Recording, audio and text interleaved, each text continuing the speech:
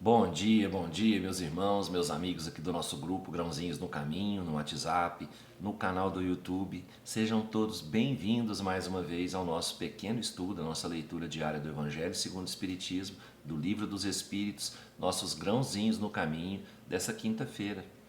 E hoje os grãozinhos trazem para a gente o capítulo 18 ainda do Evangelho, muitos os chamados e poucos os escolhidos. Muito se pedirá àquele que muito recebeu.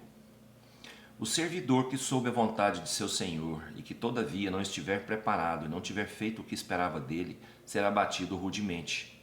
Mas aquele que não soube sua vontade e que tiver feito coisas dignas de castigo, será menos punido.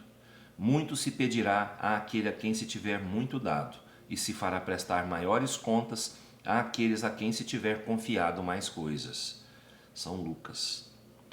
Eu vim a esse mundo para exercer um julgamento, a fim de que aqueles que não veem vejam, e aqueles que veem se tornem cegos. Alguns fariseus que estavam com ele ouviram essas palavras e lhe disseram: Somos nós, pois, também cegos? Jesus lhes respondeu: Se fosseis cegos, não teríeis pecado. Mas agora dizeis que vedes, e é por isso que vosso pecado permanece em vós.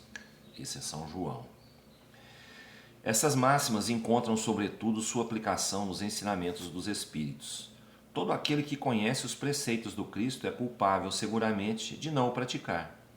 Mas além do Evangelho que as contém não estar difundido, senão nas seitas cristãs, entre estas, quantas pessoas não o leem, e entre aqueles que o leem, quantos há que não o compreendem?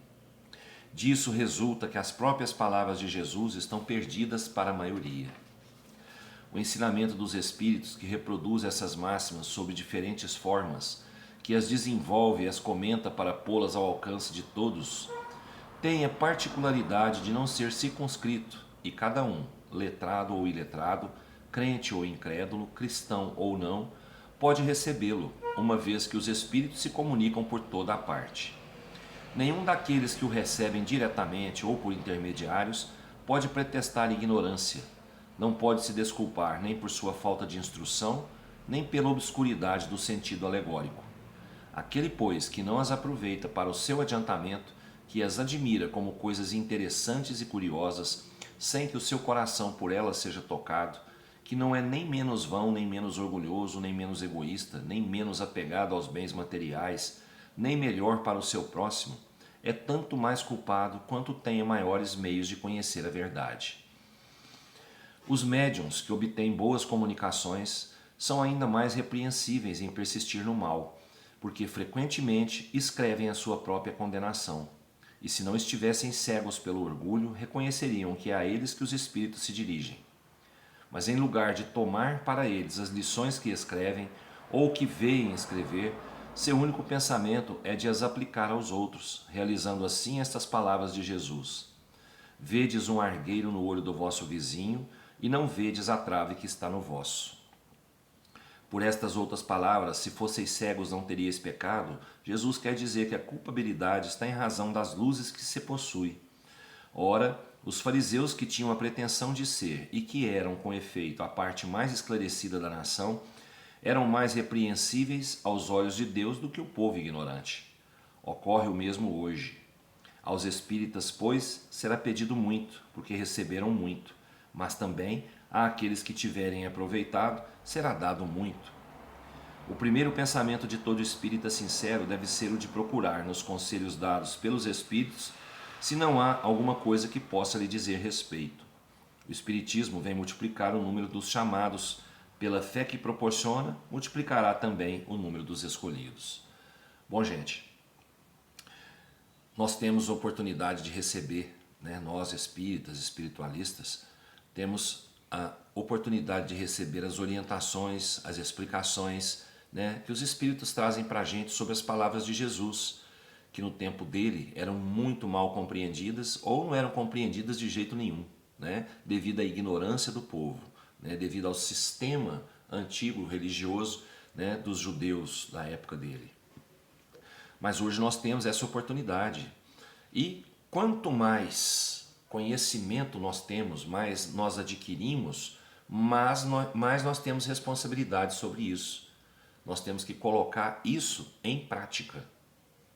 né? Porque isso vai ser cobrado da gente, porque nós abrimos nossos olhos, né, para a doutrina, para os ensinamentos do Cristo, pelas explicações dos Espíritos, né?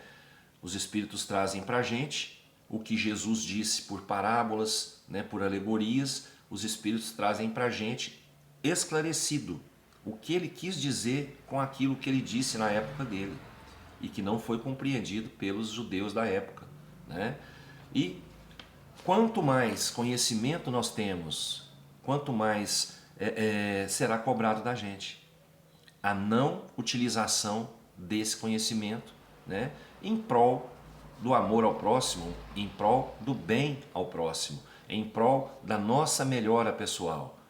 Nós temos que usar todo esse conhecimento que nós estamos adquirindo, né, em nosso próprio benefício, no benefício do nosso crescimento, da nossa melhora, da nossa mudança, né?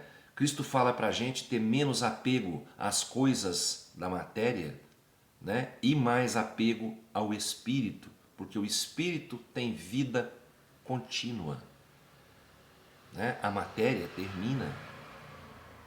Nós não vamos levar nada de material para o mundo espiritual, não é?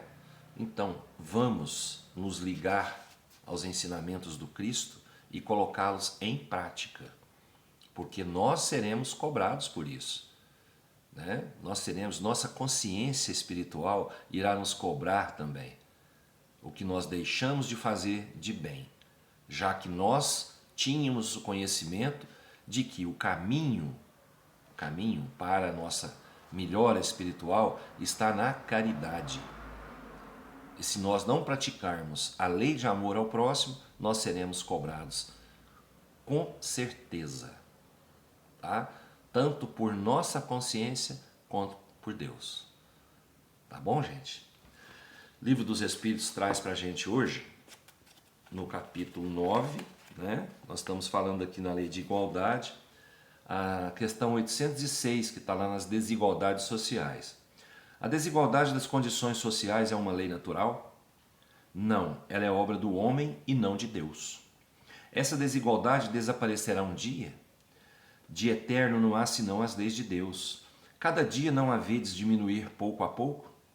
Essa desigualdade desaparecerá juntamente com a predominância do orgulho e do egoísmo, e não ficará senão a desigualdade de mérito. Um dia virá em que os membros da grande família dos filhos de Deus não se avaliarão pelo sangue mais ou menos puro. Não há senão o espírito que é mais ou menos puro, e isso não depende da posição social. Pronto, gente, está explicado aqui. A resposta já está dada, não é? A desigualdade social irá diminuir à medida que o homem entender que todos nós somos irmãos e que a única desigualdade que há e que haverá sempre é a desigualdade da evolução, do mérito, porque a desigualdade social, com o desenvolvimento, né, do amor ao próximo, com o crescimento desse amor, a desigualdade tende a desaparecer, porque nós vamos respeitar os limites do nosso irmão, nós vamos fazer o que nós pudermos pelo nosso irmão, e isso será recíproco. Então haverá desigualdade somente de mérito. É quem fez mais e quem fez menos. É a evolução de um e a evolução de outro, certo? Mas a social vai desaparecendo aos poucos, até o dia que não haverá mais essa desigualdade, porque todos se respeitarão como irmãos, tá certo? Desejo a todos uma ótima quinta-feira, com muita paz, muita luz, muito amor no coração, né? E muita saúde para nós, né? Que Jesus nos abençoe. Até amanhã, se Deus quiser, e eu tenho certeza que Ele quer. Beijo no coração, pessoal.